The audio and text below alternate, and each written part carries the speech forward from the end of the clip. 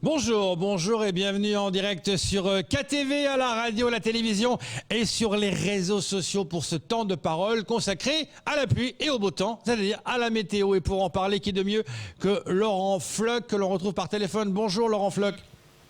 Bonjour Léo, bonjour à tous. Merci d'être là par téléphone. C'est important de vous avoir ce matin parce qu'une question qu'on se pose, est-il normal que depuis quelques jours là, il y ait sans arrêt des pluies assez fortes d'ailleurs? Oui, alors nous allons en parler. C'est bien évidemment en lien avec la présence de Jobo, la forte tempête tropicale dont tout le monde parle depuis quelques jours. Mais si vous le voulez bien, on peut parler d'abord du temps prévu pour la journée sur Mayotte. Oui. Donc nous sommes toujours en vigilance orage, donc déclenchée depuis hier. Et nous allons la maintenir encore au minimum jusqu'à 13 heures. Donc cette vigilance, en fait, est en lien avec le passage potentiel de différentes lignes périphériques de convergence en lien avec Jobo, qui pourraient encore donner des orages assez violents sur l'île, même si on va vivre ce matin une période assez longue d'accalmie.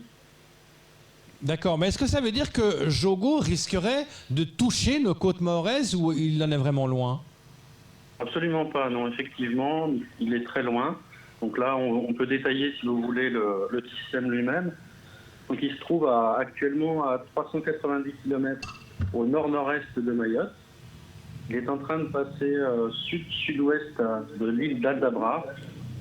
Donc il fait partie de l'archipel extérieur des Seychelles, comme vous le savez. Et là, sur l'île d'Aldabra, on attend des conditions vraiment très dégradées, avec des très fortes pluies, des vents supérieurs à 100 km/h et des vagues supérieures à 6 mètres. Ah oui, quand même. Hein. Donc il se déplace vers l'ouest. Donc il est actuellement au stade de forte tempête tropicale, après être passé hier après-midi par le stade de cyclone. Et il continue sa route vers l'ouest en un tout petit peu plus de 10 km/h, avec une trajectoire qui devrait lui faire atterrir sur la Tanzanie dans l'après-midi à la soirée de samedi. Tamar. Alors Laurent, bonjour.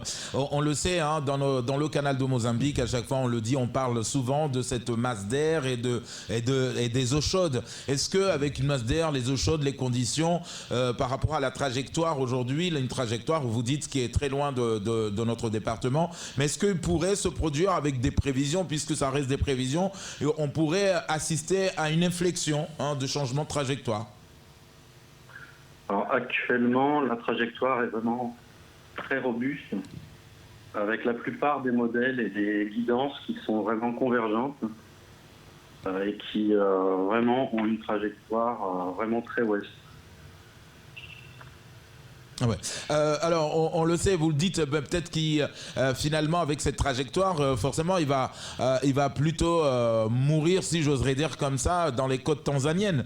Mais on a vu, par exemple, avec des tempêtes tropicales qui, des fois, pouvaient rentrer, ou même des cyclones pouvaient rentrer en Afrique et ressortir. Est-ce que là, on peut aussi imaginer un peu ce scénario?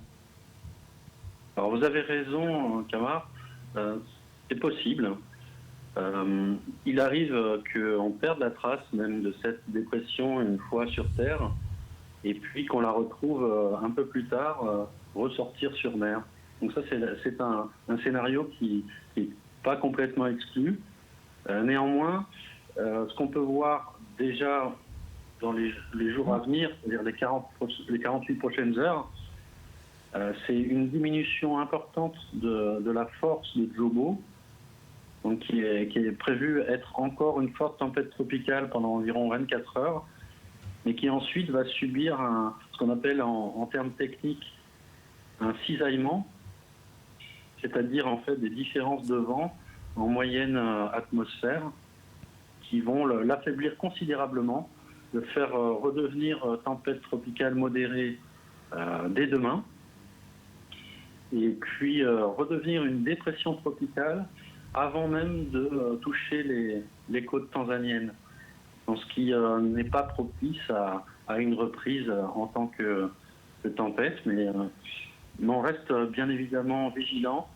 Et là, on est en train de parler de ce qui va se passer après 72 heures, donc qui est beaucoup plus incertain, effectivement. Laurent Fleuc, justement, vous surveillez tout ça de très près par rapport au cyclone. On pensait que c'était la fin de la saison cyclonique. Est-ce qu'on est vraiment sur la fin ou est-ce qu'on risque d'en avoir un qui pourrait se former, je ne sais pas, dans 2-3 semaines ou pas? Alors, c'est une excellente question, Léo. En fait, je vais vous faire une confidence. La saison cyclonique pour Météo France, elle commence le 1er juillet et elle se termine le 30 juin. Donc, ah oui, d'accord, ok. Donc on surveille le bassin du sud-ouest de l'océan Indien toute l'année, avec un spécialiste qui fait un bulletin quotidien sur la zone de convergence intertropicale et qui veille sur la création ou pas de vortex dans le secteur. Néanmoins, plus de 80% des systèmes se forment entre novembre et avril, et c'est la raison pour laquelle nous décidons administrativement avec la préfecture de lancer une saison cyclonique de novembre à avril inclus, qui correspond grosso modo à la saison des pluies. Mais on a vu déjà en mois de juillet se créer des cyclones. On en a vu tardivement jusqu'au mois de juin également. Donc tout ça est fort justifié. Alors justement, c'est vrai que tout le monde se disait, ça y est, c'est la fin du Kashkazi. Est-ce que là, avec ce qui vient, enfin en tout cas avec cette perturbation aujourd'hui, on nous disait au départ, il était au nord de la Réunion, très loin de la Réunion, et puis très loin de Mayotte aujourd'hui. Mais est-ce que là, tout de suite, on envisage il y a quelque chose d'autre qui se crée, en tout cas pas loin de chez nous, quelque chose de pas non plus menaçant. Mais est-ce que dès que celui-là ira vers les côtes tanzaniennes, est-ce qu'on voit déjà une arrivée, une autre dépression qui se crée? Non, pour ça, j'ai plutôt des bonnes nouvelles. Pour l'instant, on ne voit rien venir. Et donc, en plus de cela, on a des signaux d'arrivée de la saison sèche, qui sont assez robustes aussi. Et passer cette semaine où on va surveiller, bien entendu, les pluies qui peuvent être associées à ce système-là en particulier, et on va le suivre encore jusqu'à la fin du week-end. Une fois qu'on aura passé cette dépression, enfin cette forte tempête tropicale actuellement, mais qui sera devenue une dépression tropicale dès après-demain, il n'est pas prévu d'avoir des fortes précipitations à partir on va dire de lundi pendant 5 semaines. Alors ça ne veut pas dire qu'on n'aura pas d'orage, qu'on n'aura pas de convection sous le vent de Madagascar, comme on l'a déjà eu les jours derniers. Néanmoins, la normale du mois de mai, pour Mayotte, elle est plus près des 40 à 50 mm, à comparer avec les 350 d'un mois de janvier. Donc on est vraiment en train de basculer.